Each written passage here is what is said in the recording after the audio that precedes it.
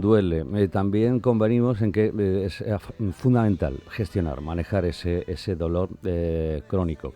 Contamos con un experto en la materia, desde Odolor, todo ese universo. En odolor.com encontramos toda la información. Nuestro, ya digo, especialista en dolor crónico, autorizado, Julián Peralta. Querido Julián, muy buenos días. Muy buen, Antonio, ¿qué tal? ¿Cómo estás? Muy bien. Y hoy además con una invitada de lujo, compañera, amiga, dentro de otra faceta diferente, la faceta humana, el convivir, el adaptarse, el sobrellevar la fibromialgia. Carmen Rubio y Soler. Carmen, ¿qué tal? Buenos días. ¿Cómo estás? Bien. ¿Cómo lo llevas así de entrada? Bien. Me dijeron una vez que nunca dijera bien, porque nunca es bien, pero no voy a decir aquí mal. Bien, muy bien. Yo en la radio ya sabéis que siempre muy bien. Cifras, datos, que en otras ocasiones hemos recordado también, ¿no? Pero por insistir, la fibromialgia afecta aproximadamente al 2,4% de la población adulta en España, lo que representa a más de 900.000 personas, según el estudio EPISER de la Sociedad Española de Reumatología. Esta enfermedad crónica afecta mayoritariamente a mujeres, con una prevalencia del 4% frente al 0,2% en hombres. Los síntomas aparecen frecuentemente, según este estudio, entre los 20 y los 50 años. Datos actualizados. Correcto todo, Antonio. Correctos. Lo primero, Julián, definimos, para no iniciados, fibromialgia. Vale, perfecto. De todas formas, también esta pregunta también me gustaría que la respondieses tú ahora, Carmen, desde el punto de vista de paciente. Como sabe Antonio, me apetecía mucho tener este programa porque tenemos mucho perfil de este tipo, de paciente con fibromialgia, y cuando han venido a consulta, la principal barrera que han tenido en todo este tiempo es la incomprensión por parte del sistema sanitario, uno de los principales motivos, y aparte de pues, la cantidad de síntomas que atraviesan durante mucho tiempo, hasta que alguien le explica lo que puede estar sucediendo, y luego viene qué opciones y qué herramientas se le puede dar a este paciente para que vaya sobreviviéndolo mejor. Entonces, ante esa incomprensión que me encuentro muchas veces en consulta, me apetecía mucho poder dar voz a una persona que lo vive en sus carnes, que lo vive de dentro, y a ver qué puede salir de este ratito. Preguntabas por la definición por una introducción a la fibromialgia. Basándome de manera muy resumida en los criterios que están descritos en la Asociación Americana de Reumatología, que los criterios han ido variando mucho durante los últimos años, Sí. Haría referencia a una serie de síntomas que perduran más de 3 meses, normalmente dolor generalizado en muchas partes del cuerpo. Esto era lo único a lo que se le prestaba atención en su momento.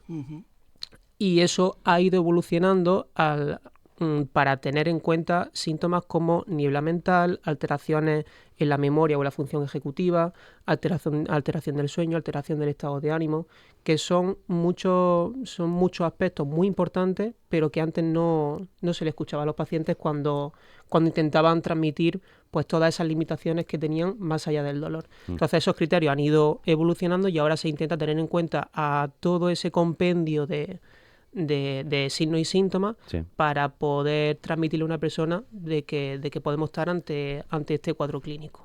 Es un poco la definición técnica, sí, pero de todas formas me gustaría, Carmen, en base a lo que he comentado, pues ¿qué opinas tú? Bueno, yo fui diagnosticada hace ya mucho tiempo.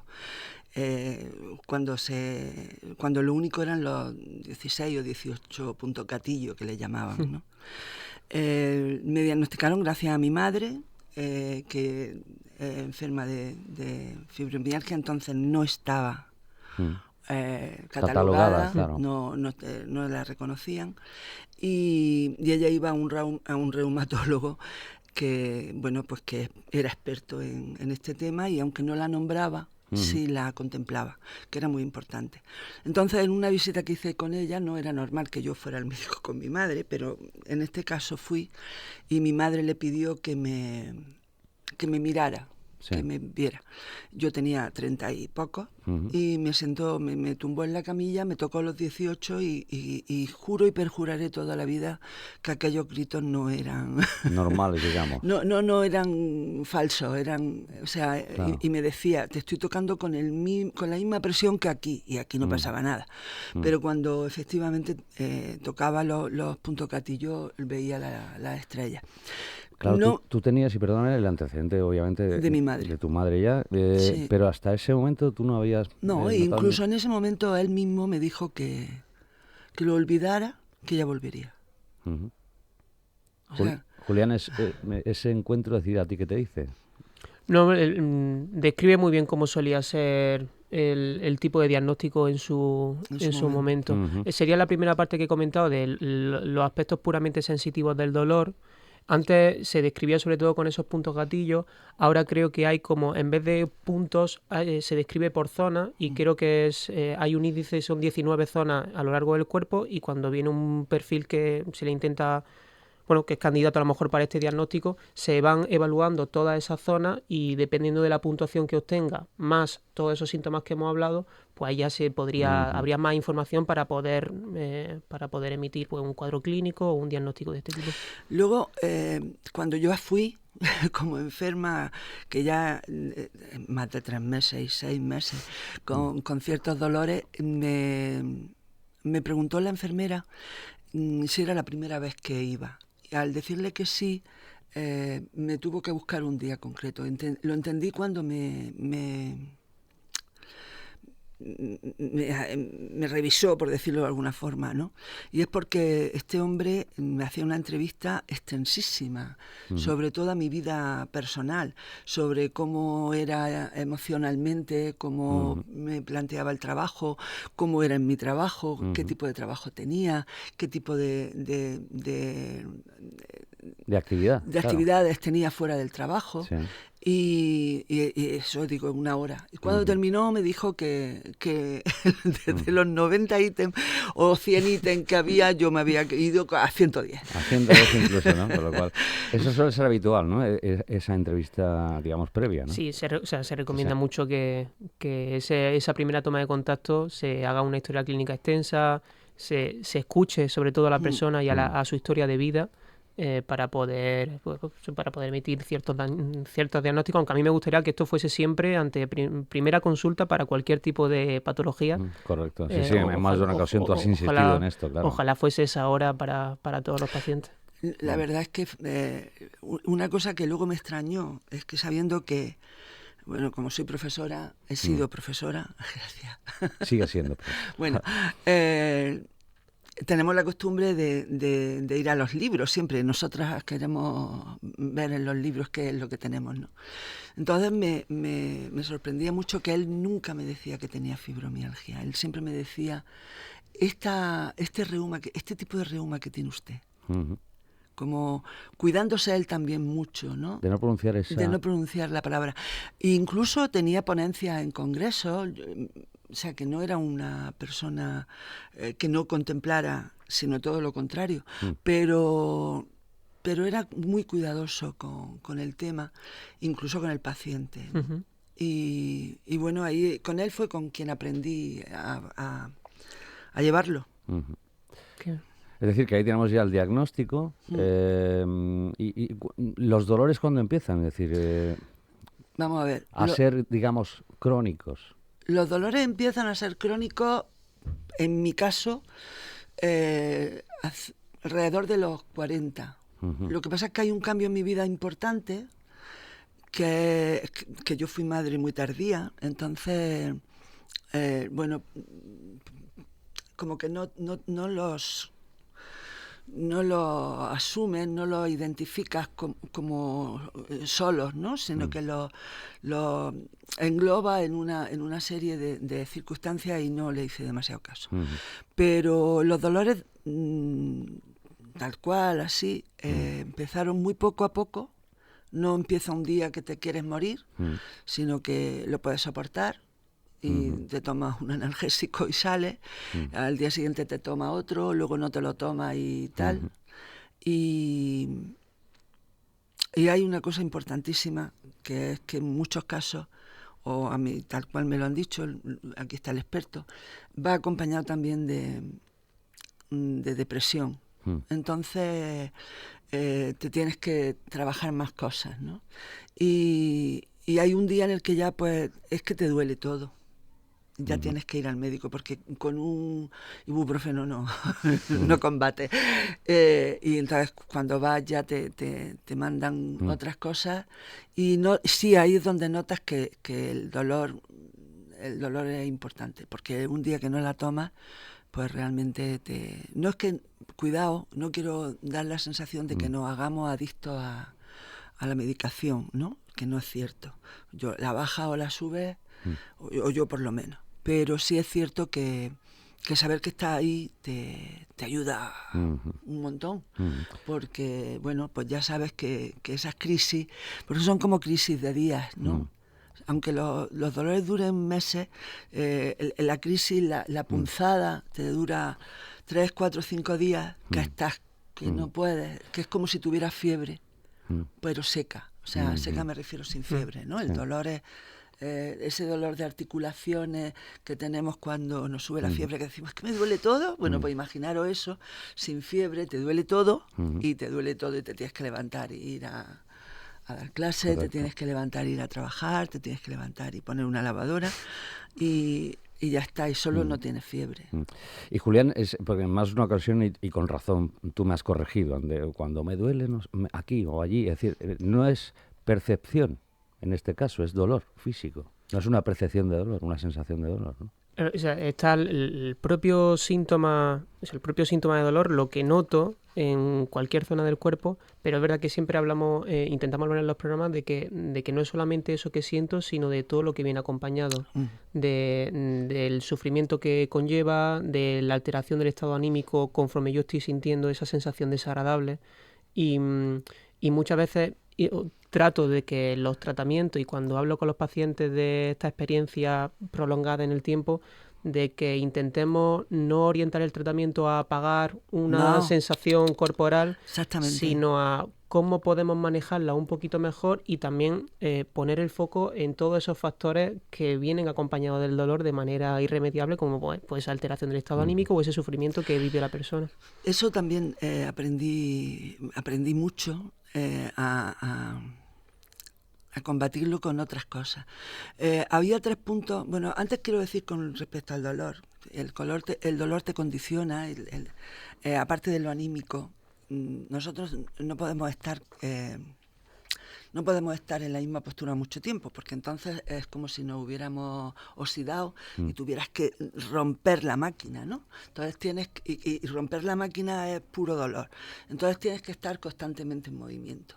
Levantarte, sentarte, estar, aunque no sea saltar a bailar, pero no, estar sentada mucho tiempo en una situación, por ejemplo, conducir, si tú conduces es menos complicado, pero como vayas de bulto es terrible, ¿no? Claro, porque en una postura fija, exactamente, digamos. cuando sales del coche crujes y duele, y damos una sensación de personas mayores horrible. Yo voy a contar una anécdota.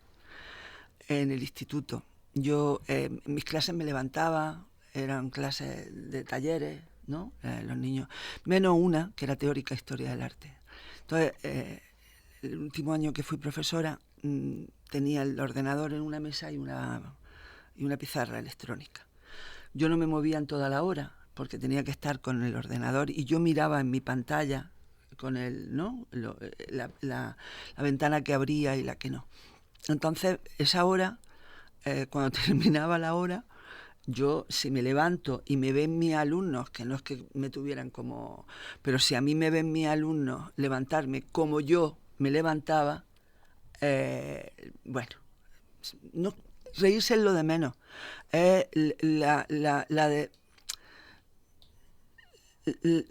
Lo desamparada que me hubieran visto, y eso no es correcto, ¿no? O no lo considero correcto en esa situación. Entonces yo dejaba que salieran mis alumnos y que no entraran los posteriores. No. fuera hasta que yo salga, que no quiero líos con que luego se roben mochilas. Yo ponía la excusa esa. Y era simplemente que me levantaba como una arcayata de la silla y no quería que me vieran ordenar mi esqueleto, ¿no? El dolor o sea, no es solo dolor. Y lo que has dicho de que hay que gestionarlo. Una de las cosas que a mí me enseñó este hombre, me preguntaba que cuándo era yo feliz. Y esto Qué muy buena pregunta. José lo va a entender porque lo va a entender mejor que muchos, o que nadie casi. Cuando hablé con él, cuando hablaba en mis conversaciones, entendió que a mí el arte me hacía feliz. Porque yo hacía un viaje con mis alumnos por toda Andalucía y no me cansaba. Era 3 días que los niños llegaban muertos y yo llegaba estupenda. Uh-huh. Y era terrible, era agotador. Yo llegaba estupenda porque había estado viendo arte, porque había estado disfrutando cada minuto del viaje, ¿no? No tenían tiempo los chavales ni para comer. Yo decía, prepararos bocadillos porque yo no paro a comer. O sea, era una cosa agotada. A mí me importaba un rábano, uh-huh, porque yo llegaba nueva.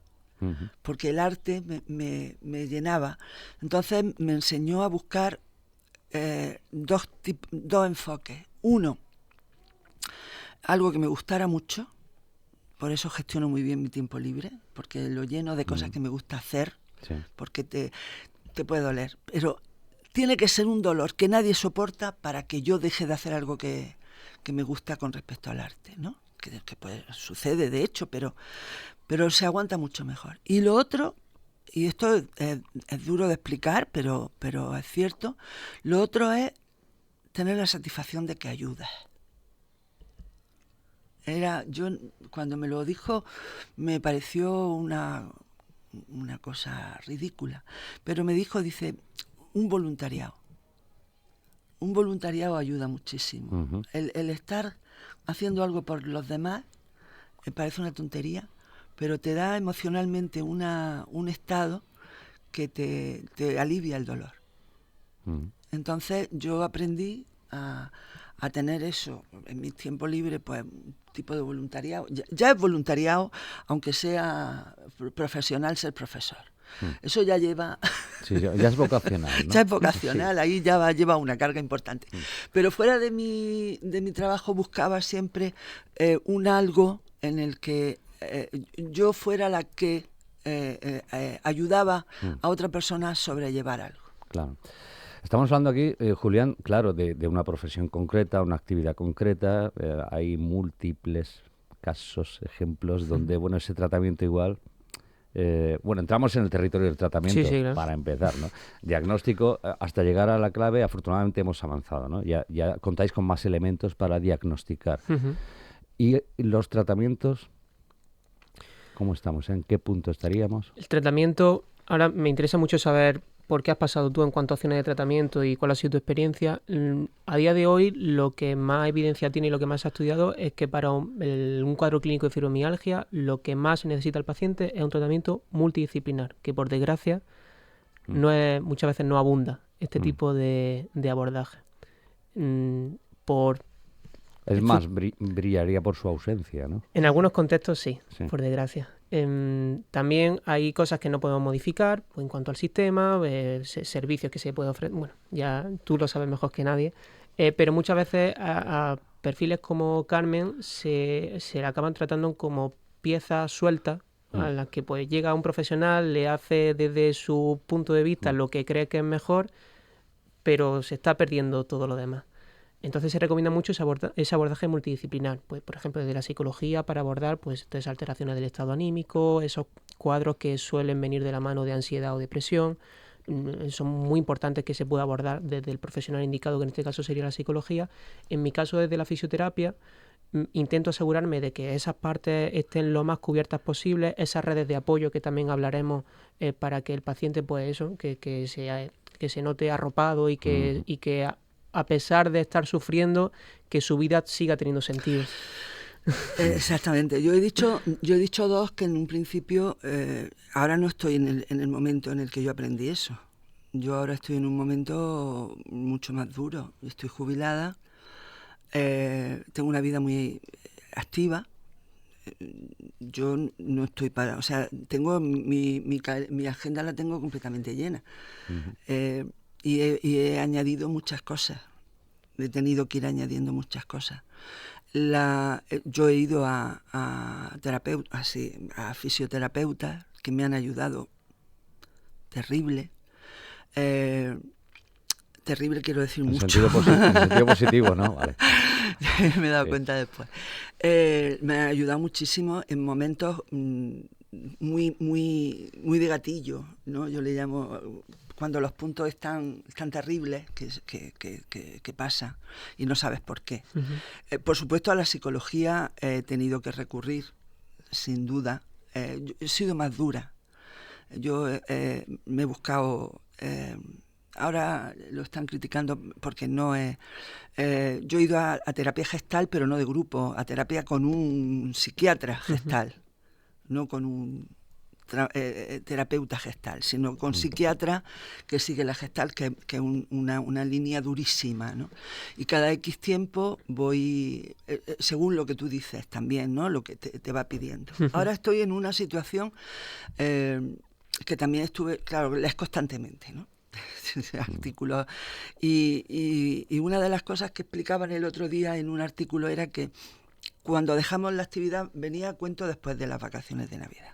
Cuando dejas la actividad, la fibromialgia y el estrés, todo ese tipo de personas que están, que comparten, veis como falta de palabras, ahora comprendes que a veces en el arte me pasa menos, porque las tengo muy asumidas. A mí me pasa a diario.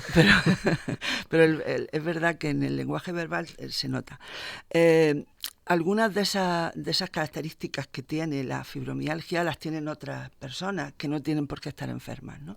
Entonces, después de Navidad aparecía un artículo sobre lo que era el cansancio después de...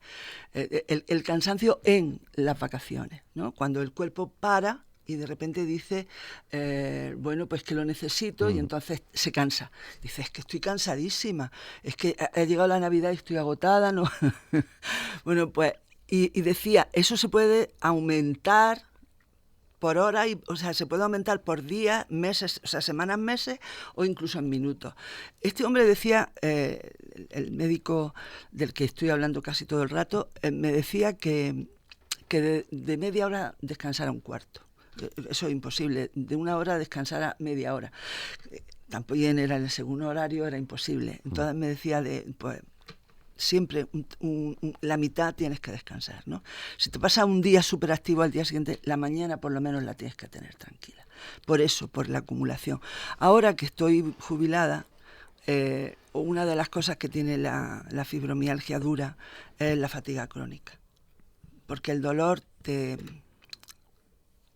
lleva a no querer, es que lo del ánimo es muy importante, ¿no?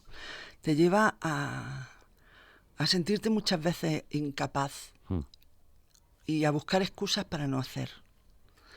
Entonces, la fibromialgia es una lucha constante. Por ejemplo, tú me ves todos los jueves, ¿no? Sí. Yo no hay día que no me pinte, no hay día que no me arregle, no hay día que no me cambie de gafas, porque una de las cosas que notas también más con todo este lío, aparte de que necesitas un fisio cuando tienes un punto espantoso y necesitas un psicólogo cuando estás porque te da un bajón, necesitas constantemente animarte tú, porque el dolor te lleva al nido. Mi hijo dice, ya está, cuando me busco en el sillón, los cojines, ya saben, cuando están los cojines colocados de tal manera que voy al nido, ¿no? Como diciéndome, ya te vas a encerrar. Y él lo que esa es la lucha constante. Esto, volviendo al tema de la fisioterapia y mis competencias como profesional, al final los pilares de tratamiento que suelo utilizar, sobre todo sería el ejercicio físico pautado total. A la situación del paciente, y toda esta parte que tú acabas de comentar, de la parte educativa y de automanejo, que requiere mucho tiempo y mucho esfuerzo durante las sesiones, y desde la fisioterapia dedico mucho tiempo a darle herramientas al paciente para que entienda cómo se comporta su problema y sus síntomas y qué herramientas tiene a mano y qué recursos tiene a mano para ir manejándolos mejor, de saber en esos días donde se disparan, cómo podemos organizarnos para que nos limiten lo mínimo posible, cómo dosificar las actividades que parece que nos sientan peor. Eres un ángel, vamos. En cierta manera entras en su conducta, lo emocional, lo psicológico. Es verdad que la psicología, hay algo que es transversal a cualquier profesión sanitaria, que sería la parte de educación terapéutica. Yo no intento hacer ninguna intervención psicológica, sino utilizar una intervención educativa que pueda hacer cualquier profesional sanitario para darle esas estrategias de automanejo al paciente para su patología. Ajá. Ajá. Ahora, fíjate, te pregunto, Julián, por cifras que nos pueden llamar la atención. Es decir, ¿por qué mayoritariamente se da entre mujeres de una cierta edad además y muy poquito en hombres? ¿Tenemos el motivo? ¿O no hemos llegado tampoco a establecer el por qué?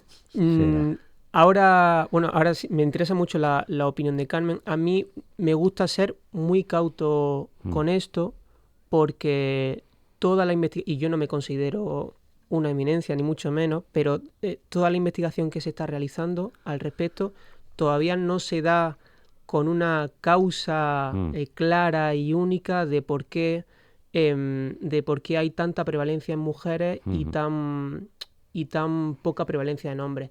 En este tipo de situaciones, lo que se está investigando y que también sucede mucho en otras condiciones de dolor crónico es que suele ser la suma de muchas pequeñas cosas y muchos pequeños factores. A nivel hormonal, inmunitario, hay líneas de investigación que están viendo que esas diferencias entre hombres y mujeres a veces podrían predisponer, no como una causa clara, obviamente, pero bueno, que podrían facilitar ciertos cuadros de dolor generalizado. También se le presta mucha atención al papel contextual y social que también influye en cierta prevalencia de patología entre mujeres y hombres.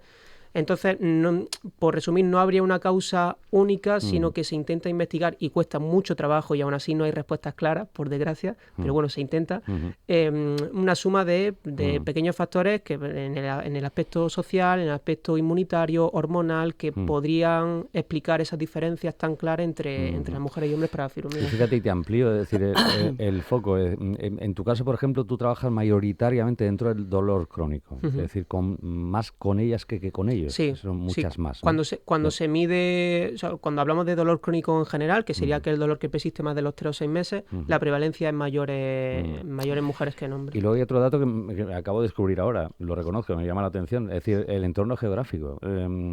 Ceuta presenta la mayor prevalencia, Andalucía, Cataluña y Madrid concentran el mayor número de casos en nuestro país. Claro, si te pregunto por motivo, pues... No, bueno, esa habría que ver, porque luego también varía, es decir, que hay artículos donde sí muestran esa diferencia entre comunidades y cuando en el Observatorio de Cádiz del dolor crónico salió un estudio en 2022 donde se veía que tampoco había mucha diferencia entre comunidades. Ya también, según el artículo que veas... Depende del momento, claro. Exacto. También, sí, pero en cuanto a explicación de por qué habría diferencia en una comunidad, no sabría decirte en el caso de que la haya de manera clara. Bueno. Carmen, ibas a... No, yo siempre he dicho lo mismo. Tiene que ver, y sé que tiene que ver, pues lo mismo que los puntos gatillos. Es una hipersensibilidad física. O sea, este dolor es una hipersensibilidad física a... No hemos usado la palabra, que es una palabra que yo también procuro no usar, pero en este caso, porque defiendo que no es cierta. Es cierta, pero es real. Es una enfermedad, se ha calificado muchas veces de psicosomática, ¿no? Entonces, es que yo estoy en contra de lo psicosomático porque el dolor es real. Entonces, no viene a cuento. Pero sí es cierto que esa hipersensibilidad agudiza el dolor. Sí. Yo no a mí se me cae un cabello en verano, en la piscina, estoy sentada y se me cae un cabello sobre la pierna y yo sin mirar hago así y lo cojo. Es decir, mi piel es hipersensible al frío, a muchas cosas. Entonces, esa hipersensibilidad creo que es mucho más normal en mujeres que en hombres. Porque luego también es emocional, no es solo física, es una hipersensibilidad. Hay hombres que lloran con películas, pues claro. por favor. Servidor. Es que yo hablo de igualdad, yo soy feminista, cuidado, feminista significa igualdad entre hombres y mujeres. Que hay siempre que ir diciendo, ¿no? Es muy interesante lo que has comentado, lo de la hipersensibilidad, sí se está estudiando también en los nervios periféricos, es decir, Claro. no el sistema nervioso central, sino todos esos nervios que recogen información de todo nuestro cuerpo a nivel periférico. Sí se ha visto que en cuadros de fibromialgia parecería haber una polineuropatía, es decir, que cierta irritación o inflamación de esos nervios pequeñitos, por resumirlo mucho, que facilitarían ese dolor intenso y esa sensibilidad alterada de que ante cualquier estímulo que podamos tener esa respuesta aumentada. Aparte de, y ya rodeamos todos esos factores en cuanto a las causas, también a nivel genético se están haciendo estudios interesantes para ver cómo a nivel genético podría haber como cierta facilitación para que se expresen ciertas sustancias relacionadas con el dolor que facilitan que se produzca más, de manera más intensa y de manera más desproporcionada. Entonces, pues estamos viendo un poco el círculo de multifactorial de este cuadro clínico. Oye, la última por mi parte del tiempo. No Hay una cosa que quiero decir antes. Sí, comenta. Porque él lo ha dicho, pero es cierta. Sí. Que la he descubierto, es la última, el último descubrimiento que he hecho con la fibromialgia. Sí. Y él, Julián lo ha nombrado, y entonces quiero apuntillar eso. El ejercicio físico, al principio te dicen que haga un ejercicio físico suave. Yo no conseguía un ejercicio físico suave que me ayudara. Lo más bailar, pero que nunca pensé que era por ser suave, sino por las connotaciones emocionales, por la felicidad que provoca bailar, ¿no? Pero he descubierto que sí hay, lo que pasa es que, claro, yo también lo digo con un entrenador personal al lado, pero los ejercicios de fuerza, lo que son pesas, fortalecer la musculación o la musculatura, no sé cómo se dice. Está bien. Es importantísimo, porque el músculo fuerte parece que lucha contra el dolor él solo, mientras que cuanto más descansas, cuanto más parado estás, peor. Entonces, que el cuerpo se sienta activo. Porque lo repito, no quiero... el médico, el que tengo actualmente, porque algunos se jubilan, el que tengo actualmente teme mucho la fatiga crónica en mi caso, ¿no? Entonces, que es por lo que yo estoy constantemente añadiendo cosas a mi agenda. Pero el ejercicio físico de fuerza, bien llevado, para mí está siendo un descubrimiento increíble. Y ahora me habías preguntado otra cosa. Sí, Julián Apostilla. Esto que comentaba Carmen. Estoy totalmente de acuerdo de que perfecto. El ejercicio, tanto aeróbico como de fuerza, es uno de los pilares fundamentales y hay que ver cuál se le adapta mejor a cada paciente. En su caso lo he encontrado, así que maravilla. Y mi última cuestión, se la lanzo directamente a Julián, al especialista, es decir, estamos dentro del dolor crónico. Yo creo que el ejemplo número uno igual, ¿no? La fibromialgia a día de hoy. ¿Se estabiliza o a medida que vamos cumpliendo años, ganando en experiencia, puede llegar a ser insostenible ese dolor crónico o no? ¿O con un tratamiento adecuado y correcto? Varía mucho entre pacientes. Hay una cosa que sucede que todavía a mí me genera mucha curiosidad, y esto es experiencia clínica. A nivel de investigación yo creo que todavía no. Sí veo mucho perfil de paciente mayor donde como que los síntomas tienden a... No sé si es que lo manejan mejor o entran en una etapa de su vida en la que... No sabría encontrar una explicación, pero muchos de esos pacientes, conforme se van haciendo ya mayores, esos síntomas como que se van... no es que desaparezcan, pero que se atenúan un poquito y se suavizan. No sabría explicarlo. Tengo perfil de... ¿No puede ser costumbre? Puede ser habituación, es decir, el motivo, es decir, es experiencia clínica, pero seguro que hay un motivo... Yo lo digo por mi madre, sí. ¿no? Lo digo por mi madre, que cumple 90 este año, y está querida tristeza de ti me he enamorado, ya ha dejado de ser un pobre desgraciado, pues eso, ¿no? Querida dolor... de ti me he enamorado, y es como una adaptación que tiene sus picos, por supuesto sigue teniendo sus crisis, pero que es una adaptación diferente. Mientras queremos que la vida nos dé respuestas, nos molesta más. Es mi Sí. por decirlo. Totalmente. Por cierto, la última bis, lo prometo. Por mi parte, decir, tenemos el ejemplo palpable aquí. Madre, hija, ¿es hereditaria la fibromialgia o qué porcentaje hay? Cuando hemos hablado de la parte genética... Se está estudiando. Se está estudiando y parece que sí podría haber cierto componente hereditario, predispuesto también a lo mejor por el genoma, y muchas veces, y esto no quiero decir que sea como psicológico el diagnóstico, pero es verdad que esas conductas que vemos en los progenitores y esas experiencias por las que pasan muchas veces determinan el cómo yo voy a sentir internamente la experiencia dolorosa en este caso. Entonces, creo que habría una mezcla entre el componente biológico y luego también el componente aprendido a nivel social. Te agradezco muchísimo durante toda la entrevista, te lo digo ya, que hayas hablado de esas actitudes, de esos comportamientos, porque una de las cosas que más sufrimos los enfermos de fibromialgia es la descripción de esos comportamientos como algo absolutamente despectivo. Y vaya por delante que te lo agradezco muchísimo, de verdad. Pues te agradecemos, Carmen, tu presencia como ejemplo ante el dolor crónico, fibromialgia, y ejemplo de que efectivamente vivir duele. ¿En este momento te está doliendo? Cariño. Permanentemente.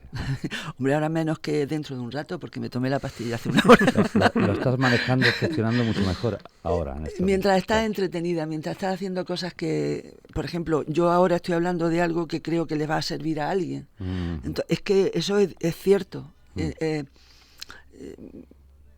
Cuando estás entretenido pensando o haciendo cosas que crees, porque elijo hacer las cosas que creo que son útiles, mucho mejor. Cuando estás sin hacer nada pensando tú sola, pues en la cama me puede doler más que aquí. Ajá. Pues lo dicho, gracias, Carmen. A vosotros. Por ese ejemplo. Julián, conclusión. Conclusión, en base al último que ha comentado Carmen, la capacidad de, a pesar del sufrimiento, encontrarle sentido a la vida tiene el potencial de ser curativo. Dejo ese mensaje para los pacientes que nos estén escuchando. Pues te agradezco enormemente también, Julián, este especial. Yo creo que nos sirve muchísimo.